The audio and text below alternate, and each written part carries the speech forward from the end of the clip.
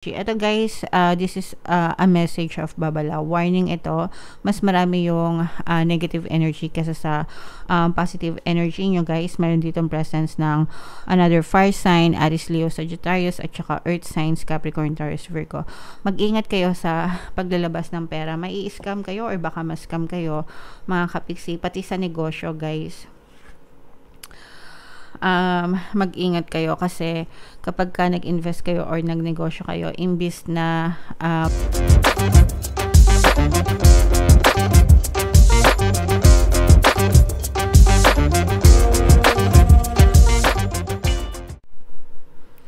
Hello guys, hello Aries, welcome back to Pinoy Pixie Tarot. Ang pamagat ng episode natin for tonight is Full Moon Kapalaran para ngayong May to June para sa Aries, Sun, Moon, Rising, Sign, and Venus. General reading lang guys, pwede mag-resonate, pwedeng hindi, combination ng positive and negative energy. Yung full moon guys ngayong May ay sa May 23, tapos yung next na full moon naman ay sa June 22 mga kapiksi. So, ang reading na to ay para sa period na yan guys. And ang pamagat ng ating full moon ngayong May ay flower moon. Wow! So, yeah. Unahin natin itong card na to mga kapiksi na ito yung full moon message para sa inyo guys. So, step out of your comfort zone mga kapiksiyan ang full moon message para sa inyo guys. So for some of you, there's nothing wrong guys no with staying within your comfort zone, kasi kaya nga siya tinawag na comfort zone kasi komportable kayo dyan, di ba? Komportable kayo, at ease kayo, feel at home kayo, ganyan. But sometimes kapag ka gusto nating lalo pa tayong umunlad, umasenso, magkaroon ng mga bagong kakilala, more experiences, ganyan, more resources na tingin natin ay makakatulong sa buhay natin, most of the time guys, nakikita yan sa labas ng comfort zone. So, itong message na to, parang kung naiisip nyo na lumabas ng comfort zone nyo, maaaring ito na yung sign na nag-uudyok sa inyo para lumabas ng comfort zone nyo. Ngayon, kung wala naman kayong balak na lumabas ng comfort zone nyo, pwede kayong mag-isip-isip. Kumbaga.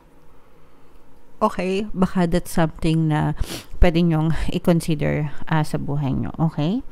So, attune to the moon guys. I know I'm headed in the right direction. So, i-comment nyo na rin yan guys sa comment section. I know I'm headed in the right direction. Alam ko na papunta ako sa tamang direksyon na para sa akin, dun sa direksyon na deserve ko, dun sa direksyon na mag-shine ako, uunlad ako, aasenso ako. Okay? So, i-comment nyo yan sa baba mga kapiksi. Additional meanings for this card, you're headed for something which feels like destiny. So, yung iba sa nyo, parang feeling nyo, papunta kayo dun sa bagay or sa direksyon na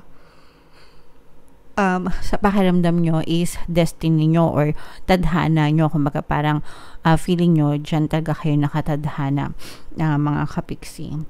You need to face a fear and get over it. Okay? So, yung especially guys, kapag lalabas kayo ng comfort zone, kasi imagine nyo yung labas ng comfort zone nyo, parang ano siya, battlefield, okay?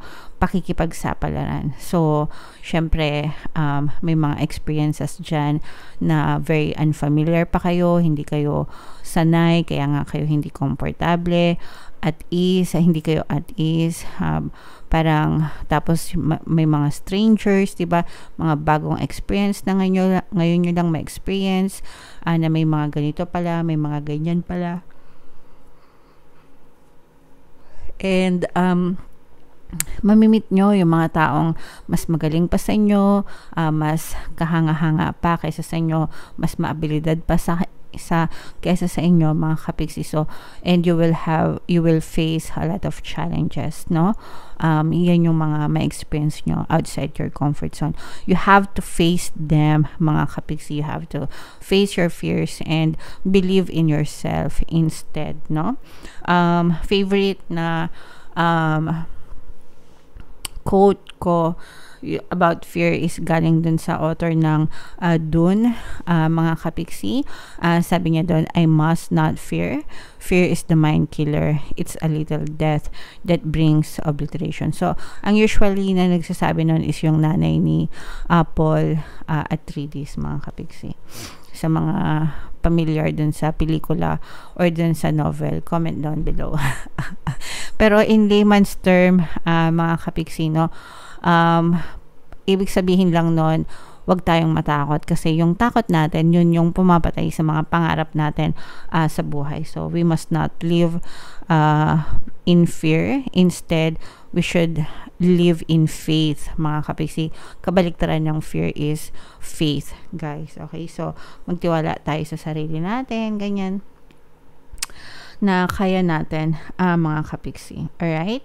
For some of you, another message, time to stop obsessing about someone or something and instead mag-focus kayo sa sarili nyo, mga kapiksi. Okay? Alright. And stand on your own 2 feet. Kayang-kaya nyo yan, mga kapiksi. You've got this. Kayang-kaya mong maging independent. Kayang-kaya mong tumayo sa sarili mong mga paa. Alright? Okay, so comment down below, guys, if resonating sa inyo yung mga mensahe na yan. Tingnan naman natin yung ganap sa inyo ngayong full moon season. So, shuffle ko to, guys. Habang sinashuffle ko to, panoorin nyo muna yung video natin regarding sa ating paano mag-manifest ng abundance video course. Kapiksi, sawa ka na ba sa mga struggles at hirap sa buhay mo? Masipag ka ba at masikap sa buhay ngunit hindi ka pa rin umaasenso? Ilang beses ka na bang nag-attempt magnegosyo at mag-invest pero palagi ka pa rin nalulugi? Sa pagkakataon na ito ay maaaring may subconscious beliefs ka na nagiging balakid sa iyong pag-unlad at pagyaman.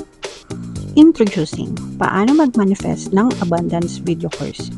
Dito ay matututunan mong ma-overcome ang mga balakid mo para tuluyan ka ng umunlad, umasenso, sumagana, maging matagumpay, successful at maswerte sa iyong kabuhayan, pera, trabaho, negosyo, salapi at kaperahan ng bonggang-bongga.